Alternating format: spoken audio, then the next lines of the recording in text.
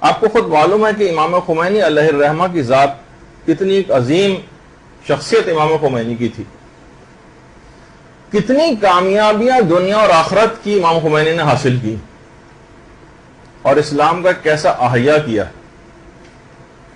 یقیناً اس کے ساتھ ان کے وہ تمام عمل کی دنیا کے آدمی تھے، پریکٹیکلی ہر چیز کیا کرتے تھے، لیکن اس کے ساتھ ساتھ دعاؤں کا دامن بھی ہاتھ سے نہیں چھوڑا تھا۔ کون آخر امام خمینی نے اتنی عظیم کامیابیاں کیسے حاصل کی؟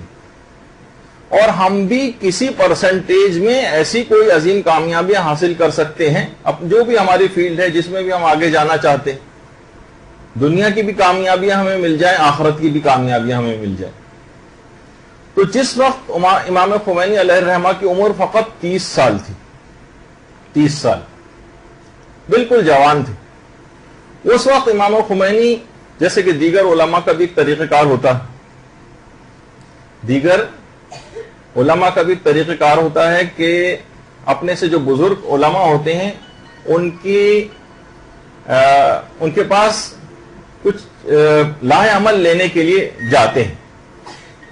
تو امام خمینی بھی آیت اللہ شیخ حسن علی نخودکی اصفہانی ان کے پاس جاتے تھے کہ آپ مجھے کوئی ایسے اعمال بتائیں کہ جس سے میری روحانیت مضبوط ہو، اور بہت ساری اس طرح کی چیزیں۔ آیت اللہ شیخ حسن علی نخودکی اصفہانی یہ مرجع بھی تھے اور بہت ہی عالم عارف شخصیت تھے۔ امام خمینی سے ان کی ملاقات مشہد میں ہوئی۔ یہ آیت اللہ شیخ حسن علی نخودکی اصفہانی کی قبر مبارک ہے، اور امام خمینی ان کے پاس گئے اور ان سے کہا کہ آپ مجھے علم کیمیا جو ہے وہ سکھائیں۔ علم کیمیا، دیکھیے علم کیمیا ایک ایسا ایک علم ہے کہ سمجھیں کہ انسان اس علم کو اگر حاصل کر لے تو خاک کو بھی سونے میں تبدیل کر سکتا ہے، اور نہ جانے کون کون سی طاقتیں اس کے پاس آ جاتی ہیں۔ اچھا، خود آیت اللہ نخودکی اصفہانی کی بہت ساری کرامات ہیں جو کہ کرامات الاولیاء کے نام سے کچھ تو کتابیں ہمارے برادران اہل سنت کی اسی نام سے لکھی گئی ہیں، لیکن شہید شیرازی ثانی ان کی جو کتاب ہے من کرامات الاولیاء، اس میں بھی ان کا کافی تذکرہ ہے شیخ حسن علی نخودکی کا۔ یہ اپنے طویل رکوع کرنے میں انتہائی شہرت رکھتی، معمولی بات نہیں کہ پوری رات اس طرح سے آیت اللہ حسن علی نخودکی اصفہانی عبادت میں پوری رات ایسی گزارتے تھے رکوع میں کہ چھت پہ جا کر برف باری ہو رہی تھی، جب صبح لوگ پہنچتے تھے تو دیکھتے تھے کمر ان کی پوری برف سے ڈھک چکی ہوتی تھی، اس طرح سے رکوع کیا کرتے تھے۔ ایک تو رکوع خود آیت اللہ حسن علی نخودکی کے بہت مشہور ہے، اسی طرح سے اویس قرنی کے رکوع اور سجدے بہت مشہور ہیں۔ وہ بھی اویس قرنی قرار دیتے تھے کہ آج کی پوری رات رکوع کی رات ہے، پوری رات رکوع میں گزارتے تھے، آج کی پوری رات سجدے کی رات ہے اور پوری رات سجدے میں گزار دیتے تھے۔ بڑی عجیب و غریب شخصیت تھی اویس قرنی کی، اور ایران میں بھی ان سے منسوب ایک جگہ ہے اویس قرنی سے، اور اس کے علاوہ یمن میں یہ جگہ یہ اویس قرنی کی رہائش گاہ کے طور پر شہرت رکھتی۔ اچھا، خود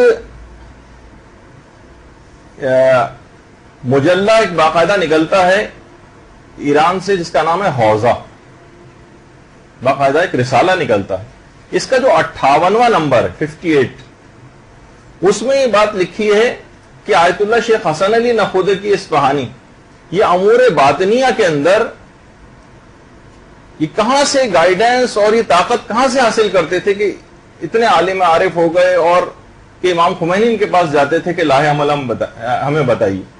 تو امور باطنیہ میں آیت اللہ نخودکی حضرت کمیل ابن زیاد ثقفی کی روح سے ارتباط اور توسل کر کے مدد کو حاصل کرتے تھے۔ یہ عراق میں حضرت کمیل ابن زیاد جن کی دعائے کمیل ہے ان کا مزار مبارک ہے، ان کی روح سے کسب فیض کرتے تھے۔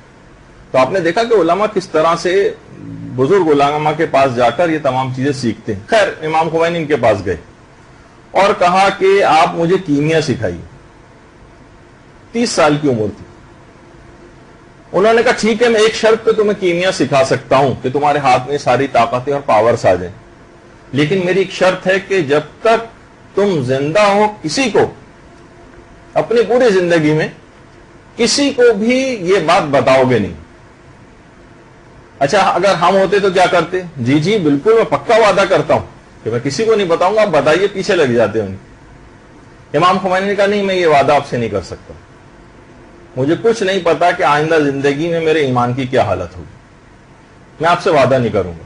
حالانکہ اتنی بڑی بات کہ وہ تیار ہو گئے ہیں ایسا عمل بتانے پر، لیکن امام خمینی نے کہا نہیں، اس شرط کے اوپر مجھے قبول نہیں. ہو سکتا ہے کبھی میں وعدہ خلافی کر جاؤں جو کہ مجھے برداشت نہیں. جب امام خمینی کی شفافیت دیکھی، 30 سال کی فقط عمر ہے، جوان آدمی تھے، یہ شفافیت، یہ صداقت، یہ سچائی جب ان کی دیکھی اتنی پسند آئی کہ کہا کہ اب میں تمہیں کیمیا سے بھی بڑھ کر ایک چیز بتاتا ہوں کہ جس کو اگر تم پابندی سے انجام دو تو دنیا اور آخرت کی ہر کامیابی تمہیں ملے گی، بلکہ دنیا اور آخرت کی بادشاہت تمہارے قدموں تلے آ جائے گی. اور اس کے بعد انہوں نے آیت اللہ نخودکی اصفہانی نے باقاعدہ ایک عمل صرف جو کہ 5 مرحلوں کے اوپر مشتمل ہے، بہت ہی چھوٹا، جس میں 3 آپ روزانہ کرتی ہیں لیکن آپ کو ان کا ادراک نہیں تھا اس سے پہلے کہ یہ کتنی خصوصیت کی حامل یہ چیزیں. یہ آیت اللہ نخودکی کے پوتے ہیں، ہاشمی خراسانی، پوتے یا نواسے، یہ آج کل زندہ بھی ہیں، یعنی وہی شیخ حسن علی نخودکی اصفہانی، یعنی علماء کی ایک باقاعدہ سلسلہ ہوتا ہے ان کی نسلوں میں کہ علم دین جاری و ساری رہتا ہے. کہا کہ پہلی چیز تو یہ کہ ہر نماز کے بعد تسبیح فاطمۃ الزہرا سلام اللہ علیہا، اللہم صلی علی محمد وعلی محمد،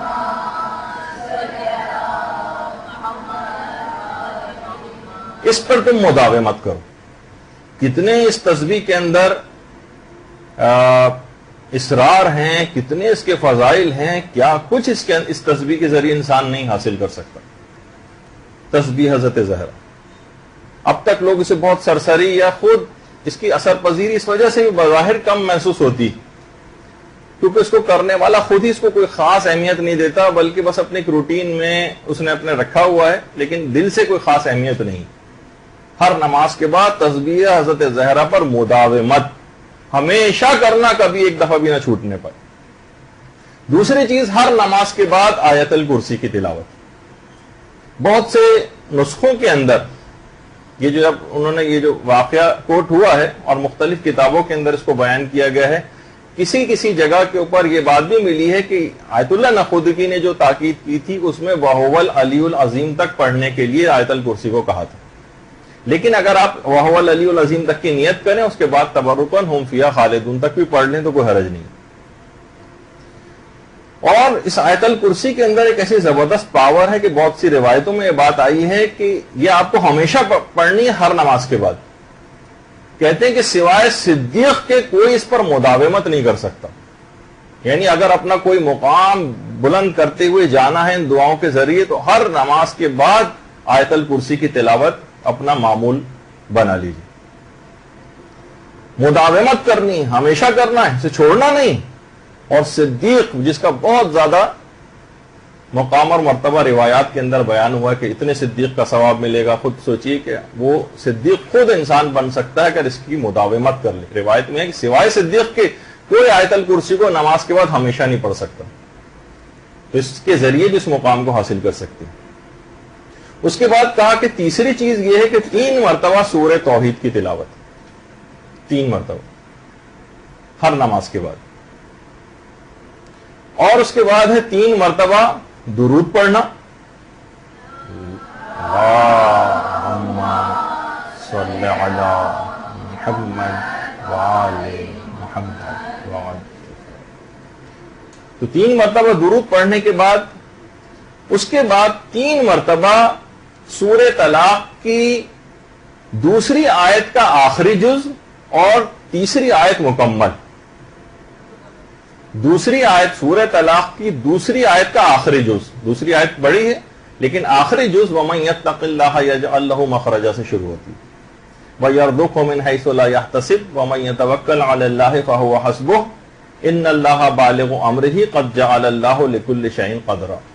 اچھا ایک بات اور ابھی میں بتا دوں کہ ابھی آگے بھی بہت سارے اعمال اور کچھ دعائیں اور اذکار آئیں گے آپ لوگوں کو لکھنے کی کوئی ضرورت نہیں, اس کو ہم نے پہلے ہی سے ایک صفحے کے اوپر وہ تمام دعائیں پرنٹ کروا کے یہاں پہ رکھوا دی ہیں. ہر شخص خاتون جو ہے جاتے ہوئے نیچے سے کاؤنٹر سے وہ لیتی ہوئی چلی جائے, تو آپ کو لکھنے کی ضرورت نہیں. ویسے تو بتا بھی دیا کہ سورہ طلاق کی دوسری آیت کا آخری جز اور تیسری آیت مکمل, یہ جو ہے یہ چوتھی چیز انہوں نے بتائی. اور یہ کچھ بھی نہیں, آپ کو 2-4 دفعہ پڑھیں گی تو زبانی یاد بھی ہو جائے گی, ورنہ اپنی جائے نماز کے اندر باقاعدہ وہ پیپر بھی آپ رکھ لیجئے گا کہ جہاں پر یہ آیتیں لکھی ہوئی ہیں. اچھا, پھر اس کے بعد دیکھیے خود یہ جو آیتیں ہیں دونوں, یہ خود اس کے اندر بہت ہی عظمت پوشیدہ. باقاعدہ حضرت ابو ذر غفاری سے جو روایت ہے کہ پیغمبر اسلام ختمی مرتبہ صلی اللہ علیہ وآلہ وسلم نے فرمایا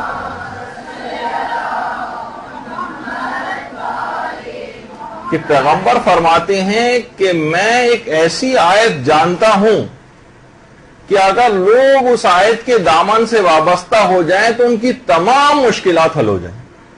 اور اس کے بعد پیغمبر نے ان دونوں آیتوں کی تلاوت کی. یعنی اتنی اہم ترین آیتیں ہیں یہ دونوں, دوسری آیت کا آخری جز خاص طور پر, اور پوری دوسری اور تیسری آیت بھی پڑھ سکتے ہیں. کہا کہ میں ایک ایسی آیت کو جانتا ہوں کہ اگر لوگ اس کے دامن سے وابستہ ہو جائیں تو ان کی تمام مشکلات حل ہو جائیں. اور باقاعدہ اس کی شان نزول میں جو کہ مشہور واقعہ بھی بیان کیا جاتا ہے کہ پیغمبر کے ایک صحابی تھے عوف ابن مالک, ان کا بیٹا کافروں کی قید میں چلا گیا تھا. اچھا, یہ بہت ہی غمزدہ پیغمبر کے پاس آیا اور شکایت کی کہ میرا بیٹا کافروں کی قید میں چلا گیا اور میں مالی تنگ دستی کا بھی انتہا سے زیادہ شکار. تو پیغمبر نے کہا تم تقوی اختیار کرو اور اس کے علاوہ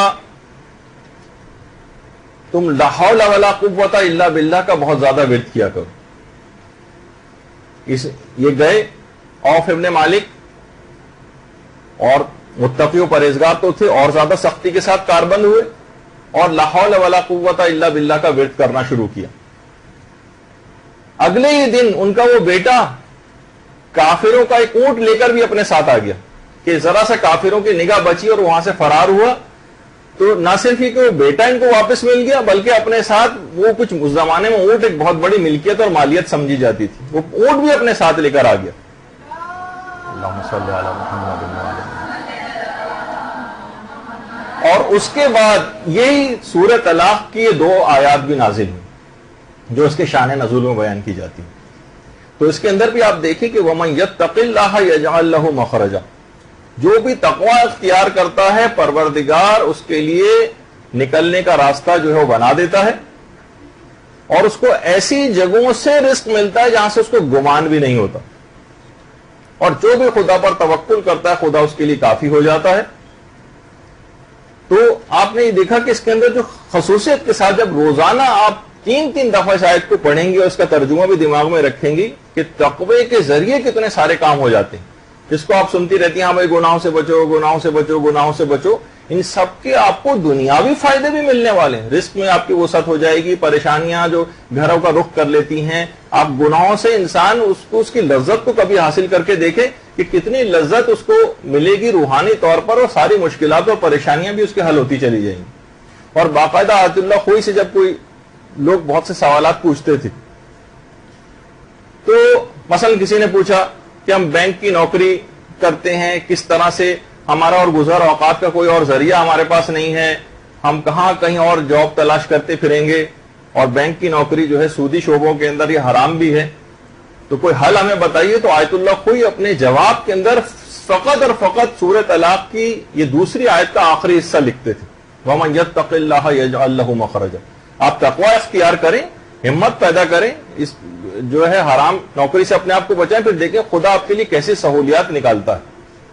تو یہ تمام چیزیں کہ اتنی اہم ہیں یہ آیات, اور خاص طور پر ان بچوں کے لیے, ان نوجوانوں کے لیے. اکثر والدین کو شکایت ہوتی کہ اول تو یہ لوگ نماز ہی نہیں پڑھتے ہیں, اور اگر نماز پڑھتے ہیں تو تعقیبات وغیرہ کی طرف کوئی دھیان نہیں ہے, تسبیح حضرت زہرا کی طرف کوئی دھیان نہیں ہے, بس نماز پڑھی اور فوراً سیکنڈوں کے اندر بھاگ گئے.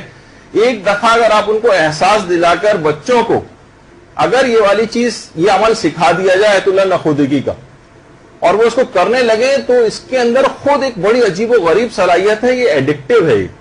یعنی اس کے بعد جو بھی آدمی اس کو شروع کر دیتا ہے وہ اس کو پھر چھوڑنے کا نام نہیں لیتا, اس سے چھٹتا ہی نہیں ہے. پھر عجیب و غریب اس ذکر کے اندر ایک ایسی صلاحیت, ایسا میگنیٹ ہے اس کے اندر کہ وہ چھوڑنا بھی چاہے تو اس عمل کو پھر چھوڑ نہیں سکتا اور ساری زندگی پھر اس کو انجام دیتا ہے. تو بہرحال انہوں نے کہا کہ اگر یہ 2 آیتوں کے اوپر تم مداومت کر لو, دوسری آیت کا آخری جز سورۃ طلاق کا اور آیت نمبر 3, تو کہا کہ پھر تو یہ کیمیا تو بہت چھوٹی چیز ہے, دنیا اور آخرت کی تمام بادشاہت تمہارے قدموں تلے جو ہے وہ آ جائے گی.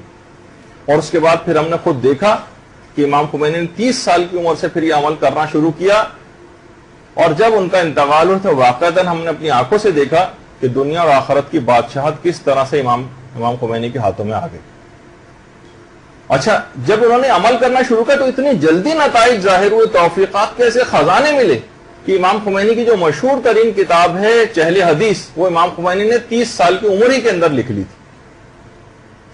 اس عمل کو شروع کرنے کے بہت ہی جلد انہوں نے وہ عظیم معرکۃ الآراء کتاب لکھی جو آج بڑے بڑے علماء اس کے درس دیا کرتی.